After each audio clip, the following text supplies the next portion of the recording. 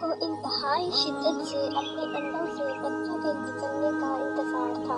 आखिर वो दिन आ गया जब अंडों से खूबसूरत बतखे के बच्चे निकलना शुरू हो गए। ये बतख के बच्चे बहुत ही खूबसूरत थे। बच्चों को देख के बतख बहुत खुश हुई, मगर हैरत की बात ये थी कि एक अंडा टूटा ही नहीं था। जब उसने देखा तो उस अंडे से एक इंतहाई बदसूरत बतख का बच्चा निकला।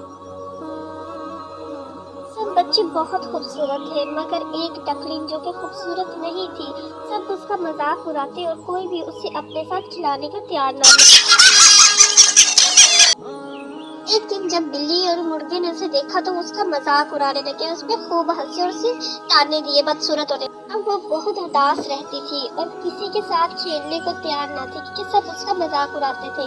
एक दिन उसने हंसों को देखा जो कि झील के किनारे में तैर रहे थे।